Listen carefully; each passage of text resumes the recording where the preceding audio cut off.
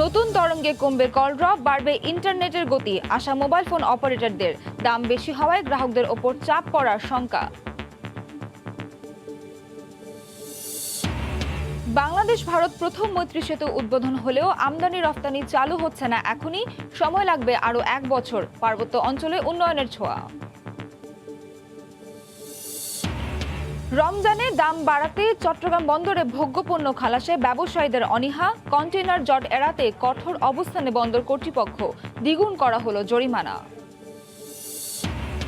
দেশের বাজারে চলতি বছর 3 ধাপে 5,500 টাকা কমল স্বর্ণের দাম। ভরি প্রতি 22 ক্যারেটের দাম পড়বে 69,109 টাকা। এবং মানব বর্জ্য থেকে উন্নত মানের সার তৈরির উদ্যোগ। সৈয়দপুরে চলছে কার্যক্রম। পরিবেশ বান্ধব হওয়ায় রাজধানীতেও আধুনিক প্রযুক্তি ব্যবহারের পরামর্শ।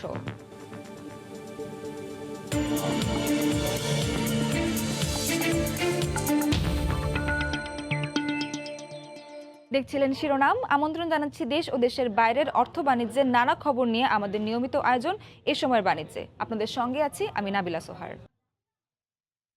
বিশাল বিনিয়োগে দেশি বিদেশি প্রতিষ্ঠান থাকলেও মুঠোফোন সেবার দিক দিয়ে উগান্ডা সুদানের চেয়েও পিছিয়ে বাংলাদেশ। এর জন্য প্রয়োজনীয় তরঙ্গের অভাবকেই দায়ী করে আসছেন অপারেটররা। গ্রাহক সেবার মান বাড়াতে এবার বিটিআরসির কাছ থেকে উচ্চ মূল্যের তরঙ্গ কিনল অপারেটররা। কিন্তু এতে কি বাড়বে গ্রাহক সেবার মান? এই উচ্চ মূল্যের যোগানই বা আসবে কোথা থেকে? উত্তর খুঁজছেন রিপোর্টার শুভ খান। বিটিআরসির সদ্য শেষ হওয়া নিলামে 27.4 মেগাহার্জ তরঙ্গের পুরোটাই কিনেছে বেসরকারি 3 মুঠোফোন অপারেটর। নতুন কেনা তরঙ্গ মিলিয়ে বর্তমানে 4 মুঠোফোন অপারেটরের তরঙ্গের পরিমাণ 156.6 মেগাহার্জ, যা দিয়ে আগামী এপ্রিল থেকে 17 কোটি 33 লাখ গ্রাহককে সেবা দিতে শুরু করবে।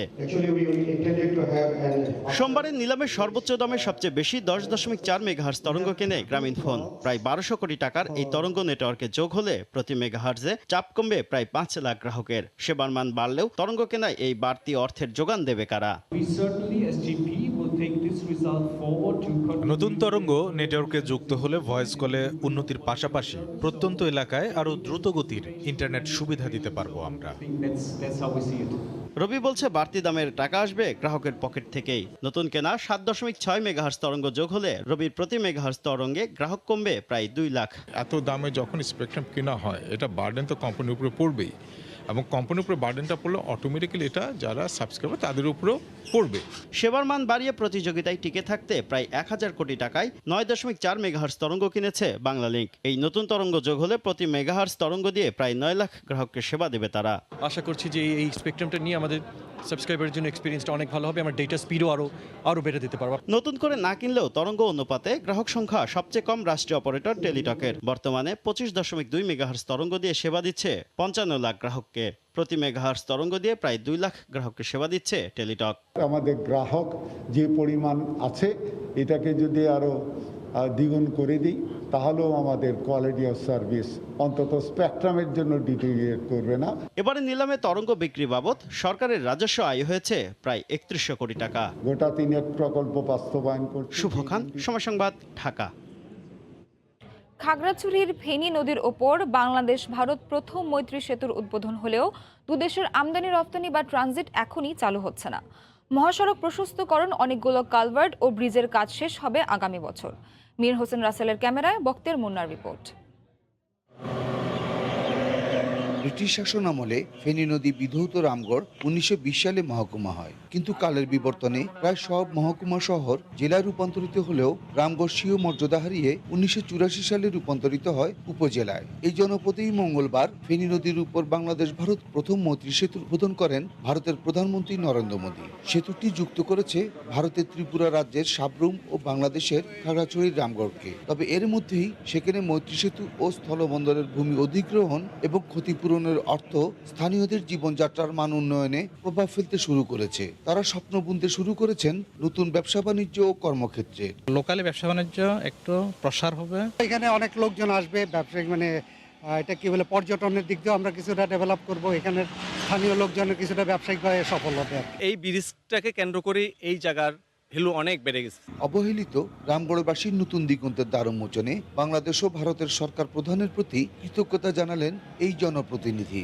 রামগড়ের অর্থসামাজিক উন্নয়ন হবে। রামগড় শুধু পুরা খাগড়াছড়ি জেলার বারিহাট থেকে রামগড় খাগড়াছড়ি পর্যন্ত অর্থসামাজিক উন্নয়ন হবে, কর্মসংস্থান বাড়বে, ফায়ার হাউস হবে, লোড আনলোড হবে। রামগড় পৌরবাসীর পক্ষ থেকে, আমার ব্যক্তিগত পক্ষ থেকে মাননীয় প্রধানমন্ত্রীকে ধন্যবাদ জানাচ্ছি। এদিকে স্থলবন্দরের প্রাথমিক পর্যায়ের কাজ শুরু হলেও সেতু থেকে ঢাকা চট্টগ্রাম মহাসড়কের সাথে 38 কিলোমিটারের সংযোগ সড়কের 36 মিটার প্রশস্তকরণ, 17টি ব্রিজ, 31টি কালভার্টের কাজ শেষ হবে আগামী বছর। এর আগে দুই দেশের আমদানি রপ্তানি বা ট্রানজিট সম্ভব নয়। ব্যবসা বাণিজ্যের সম্প্রসারণের জন্য দুই দেশের মধ্যে এখানে যে আরও অবকাঠামো উন্নয়ন দরকার, যেমন বন্দর আছে, কাস্টমসের যে অবকাঠামোগুলো যদি শেষ হয় এটা পূর্ণ সুফল পাওয়া যাবে। ত্রিপুরার সাবরুমের সঙ্গে খাগড়াছড়ির রামগড়ের মহামুনিতে সংযোগকারী মৈত্রী সেতুটি নির্মাণে ভারত 82.5 কোটি রুপি ব্যয় করেছে।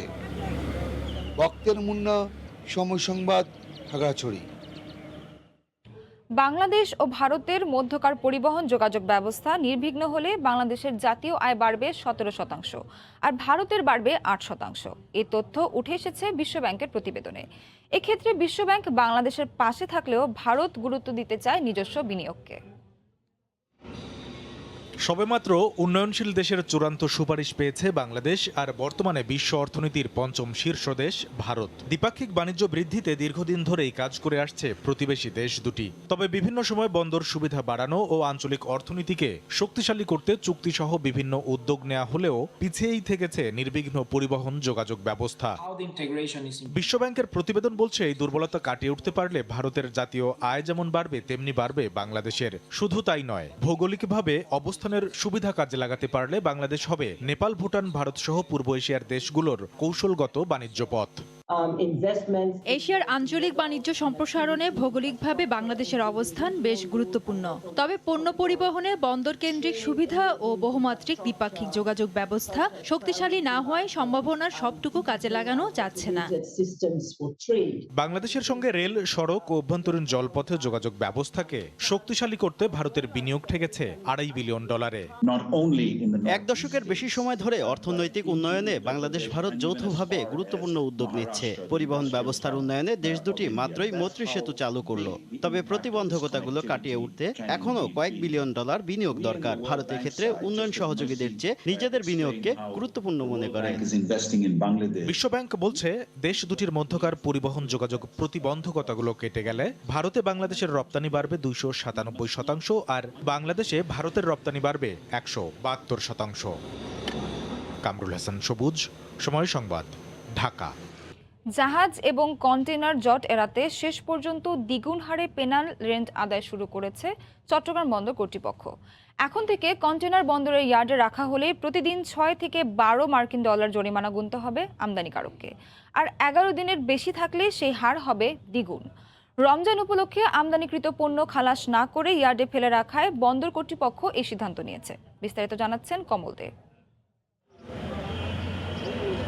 দেশের বাজারে বাড়ানো হচ্ছে সব ধরনের ভোগ্য পণ্যের দাম। পণ্য সরবরাহ ঘাটতির অভিযোগ ব্যবসায়ীদের। অথচ চট্টগ্রাম বন্দরে স্তূপ জমেছে আমদানিকৃত ভোগ্য পণ্যের। 49,000 টিউএস ধারণ ক্ষমতার এই চট্টগ্রাম বন্দরে আজ কন্টেনার রয়েছে 40,000 টিউএস এর বেশি। 10% জায়গা খালি রাখতে হয় ক্রেন এবং যানবাহন চলাচলের জন্য। অভিযোগ উঠেছে আমদানিকারকরা আমদানিকৃত পণ্য বন্দরে রেখে গুদাম হিসেবেই ব্যবহার করছে, আর তাই কঠোর ব্যবস্থা নিয়েছে বন্দর কর্তৃপক্ষ। রহস্যজনক কারণে ব্যবসায়ীরা আমদানিকৃত পণ্য খালাস না করে বন্দরের বিভিন্ন ইয়ার্ডেই রেখে দিয়েছেন। এই অবস্থায় শঙ্কা দেখা দিয়েছে জাহাজ এবং কন্টেইনার জটের। ভিতরে কন্টেইনার রাখাটা ব্যয় সাশ্রয়ী, নিরাপদ, এই সুযোগ আর নেই। আমরা হয়তো এটার জন্য ব্যবস্থাও গ্রহণ করার চিন্তাভাবনা বন্দর কঠোরভাবে শুরু করবে যদি এটি অ্যালার্মিং অবস্থায় চলে যায়। জাহাজ ও কন্টেইনার জট এড়াতে আমদানিকৃত পণ্য দ্রুত খালাসে ব্যবসায়ীদের একাধিকবার অনুরোধ করে বন্দর কর্তৃপক্ষ, কিন্তু তাতে অগ্রগতি না হয় শেষ পর্যন্ত মঙ্গলবার থেকে শুরু হয়েছে দ্বিগুণ হারে পেনাল রেন্ট আদায়। যাতে কোনো রকম হ্যাসেল ফ্রি ইকুইপমেন্ট মুভমেন্ট করা যায় সেই সকল বিষয় বিবেচনা করে আমরা আমদানিকারকদেরকে বারবার তাগাদা দিচ্ছি যাতে চট্টগ্রাম বন্দরটাকে তারা ডিকনজেস্ট করে। আমদানিকৃত পণ্য দ্রুত খালাস করে বাজারে নেওয়ার ব্যবস্থা না হলে আসন্ন রমজানে ভোগ্যপণ্য দামের ঊর্ধ্বগতি নিয়ে শঙ্কা থেকে যাচ্ছে। এই অবস্থায় মূল্য বৃদ্ধি ঠেকাতে বন্দর এবং কাস্টমস সহ অংশীজনদের সহযোগিতায় আমদানিকৃত পণ্য দ্রুত খালাসের আহ্বান এই ব্যবসায়ী নেতার। তবে আমি যেটা বলবো যে এখানে কাস্টমস, এখানে পোর্ট, এখানে সরকারি অন্যান্য সংস্থা যেগুলো আছে সেইগুলো সামনে রমজানকে সামনে রেখে তাদের কাজটা আরো পজিটিভলি এগোতে হবে। প্রাথমিক পর্যায়ে দ্বিগুণ হারে প্যানেল রেন্ট আদায় হলেও পরিস্থিতির উন্নতি না হলে নিয়ম অনুযায়ী 4 গুণ প্যানেল রেন্ট আদায়ের চিন্তা করছে বন্দর কর্তৃপক্ষ। সেক্ষেত্রে কন্টেনার প্রতি চার্জের হার হবে 24 এবং 48 মার্কিন ডলার।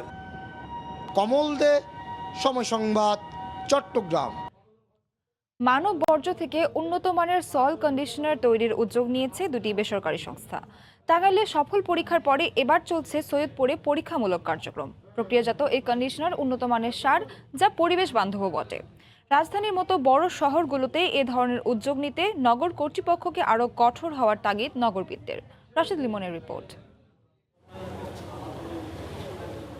প্রতিদিনই দেশে শত শত টন বর্জ্য উৎপন্ন হচ্ছে, আর এই বর্জ্য ব্যবস্থাপনা নিয়েও অভিযোগের অন্ত নেই। বিশেষ করে মানব বর্জ্য ব্যবস্থাপনায় কোনো উদ্যোগ চোখে পড়েনি কখনো। অবশেষে এই বর্জ্য নিয়ে কাজ শুরু করেছে ওয়াটারএইড। টাঙ্গাইলের পর এবার সৈয়দপুরেও শুরু হয়েছে মানব বর্জ্য প্রক্রিয়াজাত করে উন্নত মানের সয়েল কন্ডিশনার তৈরির কাজ। সৈয়দপুর পৌরসভায় প্রায় 2 একর জমিতে শুরু হয়েছে এই প্ল্যান্টের কাজ। 5টি ধাপে প্রক্রিয়াজাতের মাধ্যমে এসব বর্জ্য পরিণত হয় সয়েল কন্ডিশনারে। 2000 বাসা থেকে আনা সলিড ওয়েস্টের অর্গানিক অংশ অর্থাৎ পচনশীল অংশ দিয়ে আমরা 56 দিন 8 সপ্তাহে কম্পোস্টিং করে ফেলি। 17টা প্যারামিটারে কন্ট্রোল করে আমরা এটাকে ব্যবহার করতে পারি কৃষি জমিতে। বাড়ি বাড়ি গিয়ে এসব বর্জ্য সংগ্রহ করার পুরো প্রক্রিয়া তদারকিতে আছে পৌরসভা। আর চলতি বছরেই এসব কন্ডিশনার ব্যবহারের উপযোগী হওয়ার আশ্বাস তাদের। আমরা একটি ফরম্যাট করেছি, এই ফরম্যাটের মাধ্যম দিয়ে আমাদের এখানে নাম, ঠিকানা, অ্যাড্রেস, তার ট্যাঙ্কির পরিমাণ কীরকম আছে, এই জিনিসগুলা আবেদন করার পরিপ্রেক্ষিতে আমরা এটা কালেকশন করি। নগরবিদ্যা বলছেন, রাজধানীর মতো বড় শহরগুলোতে এ ধরনের উদ্যোগ নিলে আরও সুফল মিলবে, তবে দরকার সঠিক ব্যবস্থাপনার। যেখানে উৎসেই যদি এই প্রক্রিয়া করার বাধ্যবাধকতা করা যায়, তবে শক্তি বর্জ্য থেকে শক্তিতে পরিণত করা বা বায়োগ্যাস পরিণত করার মধ্যে দিয়ে যে রিসাইক্লিং পদ্ধতি হতে পারে, সেটিও আমাদেরকে বিরাট পরিত্রাণ দিতে পারে। এই সয়েল কন্ডিশনার পরিবেশ বান্ধব তো বটেই, রাসায়নিক সার থেকে এর উৎপাদন খরচও অনেক কম। রাশেদ লিমন, সময় সংবাদ, সৈয়দপুর, নীলফামারী। বছরে 1 কোটি টনের ওপর খাদ্যের অপচয় হয় বাংলাদেশে। সম্প্রতি জাতিসংঘের পরিবেশ বিষয়ক সংস্থার প্রতিবেদনে উঠে এসেছে এ তথ্য। প্রতি বছর সারা বিশ্বে 93 কোটি টন খাবারের অপচয় হয়। রিপোর্টে বলা হয়, প্রতি বছর বিশ্বে মাথাপিছু 74 কেজি করে খাবারের অপচয় হয়। 2019 সালে সারা বিশ্বে 100 কোটি টনের মতো খাবারের অপচয় হয়েছে। একই বছর ক্ষুধায় কষ্ট করেছে 69 কোটি মানুষ। ওই সময় স্বাস্থ্যসম্মত খাবার পেত না বিশ্বের অন্তত 300 কোটি মানুষ। প্রতি বছর বাসা, রেস্টুরেন্ট আর দোকানে 17% খাবারেরই অপচয় হয়। সম্প্রতি জাতিসংঘের পরিবেশ বিষয়ক সংস্থার প্রতিবেদনে উঠে এসেছে এ তথ্য। সংস্থাটির ফুড ওয়েস্ট ইন্ডেক্স রিপোর্ট 2021 প্রকাশিত হয়েছে। এতে বলা হয়, প্রতি বছর সারা বিশ্বে 93 কোটি টন খাবারের অপচয় হয়। এই রিপোর্টে উঠে এসেছে আশঙ্কাজনক আরেক তথ্য। রিপোর্ট বলছে, এশিয়ার দেশগুলোর মধ্যে বাংলাদেশেই বছরে 1,06,18,000 টন খাদ্যের অপচয় হয়। প্রতিবেদন বলছে, বছরে একজন বাঙালি 65 কেজি খাবার নষ্ট করেন। দক্ষিণ এশিয়ার দেশ ভারতে বছরে 6,87,00,000 টন খাবারের অপচয় হয়। এদিকে শ্রীলঙ্কায় বছরে 16,17,000 টন খাবারের অপচয় হয়। অপচয় করা খাবার থেকে 8 থেকে 10% গ্রিনহাউস গ্যাস নির্গত হয়। বন উজাড় হচ্ছে, জ্বালানির ব্যবহার বাড়ছে, প্লাস্টিকের ব্যবহার বাড়ছে শুধু খাদ্যের উৎপাদনের জন্য। অথচ এই খাদ্যই বছর বছর অপচয় হচ্ছে। বাসা, বাড়ি, রেস্টুরেন্ট, হোটেল, খুচরা থেকে পাইকারি, এমনকি উৎপাদন পর্যায়ে সব পর্যায়েই খাবারের অপচয় হয়। রিপোর্ট বলছে, সারা বিশ্বে উৎপাদিত খাবারের একটি অংশ খাওয়াই হয় না। এর 10 বছর আগে 2011 সালে জাতিসংঘের খাদ্য ও কৃষি গবেষণা সংস্থা FAO-র প্রকাশিত রিপোর্টে বলা হয়, বিশ্বে উৎপাদিত খাবারের 1/3 অপচয় হয় প্রতি বছর। ঈশিতা ব্রহ্ম, সময় সংবাদ। করদাতাদের সুবিধার্থে রিটার্ন দাখিল করার প্রক্রিয়া আরও সহজ করবে জাতীয় রাজস্ব বোর্ড। ট্যাক্স ও ভ্যাট রিটার্ন সহজে অনলাইনে করতে পারলে বিভিন্ন জটিলতা থেকে মুক্ত হওয়া যাবে। মঙ্গলবার 2021 থেকে 2022 অর্থবছর সামনে রেখে প্রাক বাজেট আলোচনায় এসব কথা বলেন রাজস্ব বোর্ডের আয়কর নীতি বিভাগের সদস্য আলমগীর হোসেন। অর্থবছর সামনে রেখে কর নীতি নিয়ে বিভিন্ন প্রস্তাবনা জমা দেন কয়েকটি সংগঠনের নেতৃবৃন্দ। প্রতি বছর বাড়ছে বাজেটের আকার। এই বিশাল অঙ্কের বাজেটের ব্যয় মেটাতে বাড়ছে রাজস্ব আহরণের চাপ, কিন্তু সে অনুপাতে করের আওতা বাড়ানো যাচ্ছে না। রিটার্ন দাখিল করার জটিলতা এড়াতে কর এড়িয়ে চলেন অনেকে। বিভিন্ন সময় অভিযোগ ওঠে নানা হয়রানিরও। তবে 2021-22 অর্থ বছর সামনে রেখে প্রাক বাজেট আলোচনায় রাজস্ব বোর্ডের সদস্য জানান, রিটার্ন দাখিল করার প্রক্রিয়া আরও সহজ করা হবে। আমরা যদি অনলাইন রিটার্নগুলো ক্যাপচার করতে পারি বা মানুষকে করদাতাদেরকে অনলাইন রিটার্ন সাবমিট করতে উৎসাহিত করতে পারি, তাহলে কিন্তু আমার এই রিটার্ন অডিট সিলেকশন প্রসিডিউরটাও কিন্তু অটোমেটেড হয়ে যাবে। দিনভর Bharat Bangladesh chamber of commerce, China Bangladesh chamber, women chamber of commerce সহ বেশ কয়েকটি ব্যবসায়িক সংগঠন আগামী অর্থ বছরের জন্য বাজেট প্রস্তাবনা জমা দেন। উইমেন চেম্বারের পক্ষ থেকে নারীদের করমুক্ত আয়ের সীমা 3.5 লাখ থেকে বাড়িয়ে 4 লাখ টাকা, ভ্যাট 15% থেকে কমিয়ে 4% করার প্রস্তাব দেন। অডিট অটোমেশন, দ্বৈত কর প্রত্যাহার সহ আমদানি রপ্তানি ও করনীতি কাঠামোর কিছু পরিবর্তনের প্রস্তাব দেয় চায়না বাংলাদেশ চেম্বার। মহামারী বা প্যান্ডামিকের সময় নারী উদ্যোক্তারা যেহেতু অনেক ক্ষতিগ্রস্ত হয়েছে, তাদেরকে যদি এই মুহূর্তে কিছু প্রণোদনা তো না, আপনারা যদি ভ্যাট ট্যাক্সের কিছু রেয়ার দেন, আবার কিন্তু এই নারী উদ্যোক্তারা পরে আপনাদেরকে পুষিয়ে দেবে। আমরা চেষ্টা করছি আমাদের চেম্বার থেকে যে বিভিন্নভাবে আমাদের বাংলাদেশি পণ্য তাদের ইন্ডাস্ট্রিতে কিভাবে এক্সপোর্ট করতে পারি সেই হিসেবে আমরা কাজ করার জন্য। আলাদা প্রস্তাবনায় মাদক বিরোধী সংগঠন আত্মা আরও শুল্ক হার বাড়িয়ে তামাক নিরুৎসাহিত করার প্রস্তাব দেয়। আপনাদের দিক থেকে পদক্ষেপ সেটি। সানবীর রূপল, সময় সংবাদ, ঢাকা।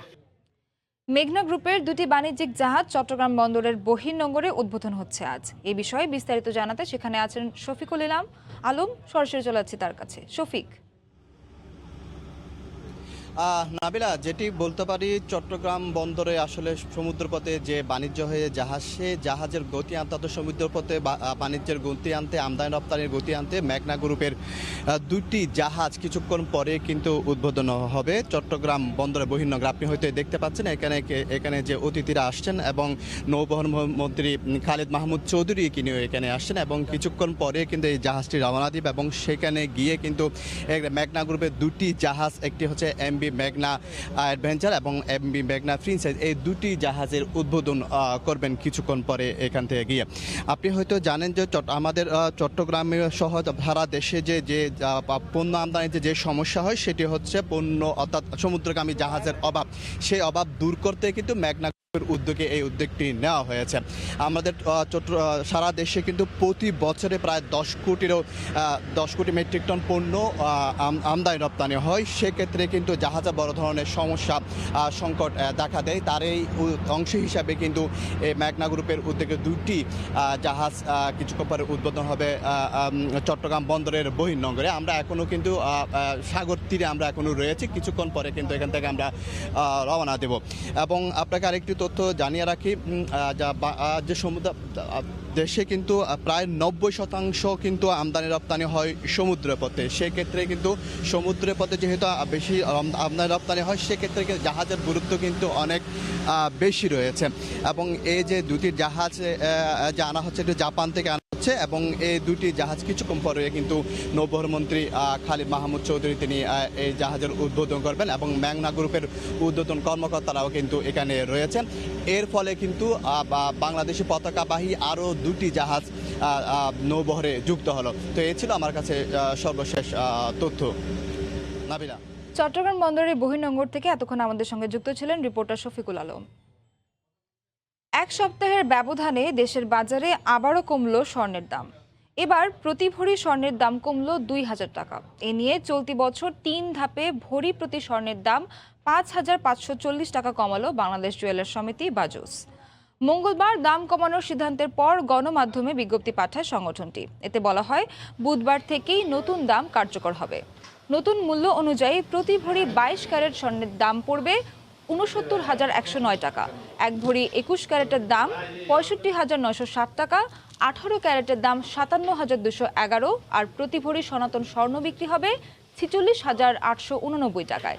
তবে এবারও রূপার দামের কোনো পরিবর্তন আনেনি বাজুস।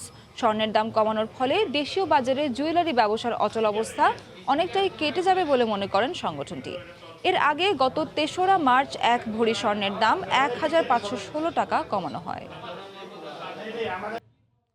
হোটেল কিংবা বিমানের কমিশনে ছলচাতুরির কারণে দেশে এজেন্ট ভিত্তিক পর্যটন ব্যবসার প্রসার হচ্ছে না। আবার ভ্রমণ সেবা নিতেও ব্যাংকগুলো চার্জ নিচ্ছে এজেন্ট ও গ্রাহক দুই পক্ষ থেকে। অনলাইন পর্যটন ব্যবসার হালচাল নিয়ে এভিয়েশন ম্যাগাজিন দ্য মনিটর আয়োজিত সেমিনারে উঠে আসে এমন মতামত, যদিও আলোচকরা মনে করেন সম্মিলিতভাবেই প্রতিশ্রুতির অভাব রয়েছে ব্যবসায়ীদের। জুবাইর ফয়সালের রিপোর্ট। কাজে কর্মে ব্যস্ততা থেকে রেহাই কিংবা নিজেকে কিছু সময় দেওয়ার ভাবনা থেকেই দেশে বাড়ছে ভ্রমণ পিপাসুদের সংখ্যা। তাই ছুটির দিনগুলোতে পর্যটন কেন্দ্রগুলোই উপচে পড়া ভিড়। কিন্তু চাইলেই কি আর ছুট দেয়া যায়? এখানেও রয়েছে নানা রকম ঝক্কি ঝামেলা। পর্যটকদের অসন্তোষের বড় জায়গা হোটেল আর যাতায়াতের টিকিট বুকিং নিয়ে। তারপরও পর্যটকদের আগ্রহ থেকেই দেশে বাড়ছে অনলাইন ভিত্তিক পর্যটন ব্যবসা। ট্রাভেল এজেন্সি বা আমাদের এই বিজনেস এই পার্টটা এত ডাইনামিক, এতটা টেকনোলজি নির্ভর, unless you have a research and development cell or another মানে other entity has research and development, actually we can't go that far. এবং যদি আমরা এটা ব্যবহার করি আমরা অনেক বাড়তে পারবো। তবে এই ব্যবস্থায় অনৈতিক প্রতিযোগিতা করতে গিয়ে কোনো এজেন্ট মানছেন না 7% কমিশন সীমা। এমন অভিযোগ উঠে আসে ঢাকায় আয়োজিত এক সেমিনারে। পাশাপাশি ক্রেডিট কার্ড পেমেন্টে পর্যটক কিংবা এজেন্ট যে কোনো একজনের কাছ থেকে চার্জ নিতে ব্যাংকগুলোর প্রতি আহ্বান জানান ব্যবসায়ীরা। কিছু বিশৃঙ্খলা যারা অনলাইন টিকিটিং করেন তারা বিভিন্ন অফার দিয়ে টিকিট ইস্যু করছে। আমরা একটা নীতিমালার মধ্যে থেকে এক প্ল্যাটফর্মের থেকে ব্যবসাটা করি। আপনার বাস্কেটে এত টাকা জমা হচ্ছে, সে টাকা আপনি অন্য কোনো জায়গায় ইনভেস্ট করতে পারেন, আবার আমার থেকে 2% করেন, আবার মাঝখানে অন্য কোম্পানি আছে তাদের থেকে নেন। সো এই ওটিআরগুলির জন্য কিন্তু এটা আরেকটা মানে নতুন সমস্যা। সেমিনারে আলোচকরা জানান অনলাইন ভিত্তিক সেবা কার্যক্রমে গতি এলে পর্যটন খাতে বছরে 2,500 কোটি টাকার আয় বেড়ে হতে পারে দ্বিগুণ। জুবাইর ফয়সাল, সময় সংবাদ, ঢাকা। এ সময় বাণিজ্যের শীর্ষ সংবাদগুলো জানিয়ে দিচ্ছি আরও একবার। নতুন তরঙ্গে কমবে কল ড্রপ, বাড়বে ইন্টারনেটের গতি। আশা মোবাইল ফোন অপারেটরদের, দাম বেশি হওয়ায় গ্রাহকদের ওপর চাপ পড়ার শঙ্কা। বাংলাদেশ ভারত প্রথম মৈত্রী সেতু উদ্বোধন হলেও আমদানি রপ্তানি চালু হচ্ছে না এখনই, সময় লাগবে আরও 1 বছর। পার্বত্য অঞ্চলে উন্নয়নের ছোঁয়া। এবং রমজানের দাম বাড়াতে চট্টগ্রাম বন্দরে ভোগ্যপণ্য খালাসে ব্যবসায়ীদের অনীহা। কন্টেইনার জট এড়াতে কঠোর অবস্থানে বন্দর কর্তৃপক্ষ, দ্বিগুণ করা হলো জরিমানা। এ ছিল এ সময়ের বাণিজ্যের সঙ্গে থাকুন সময়ের।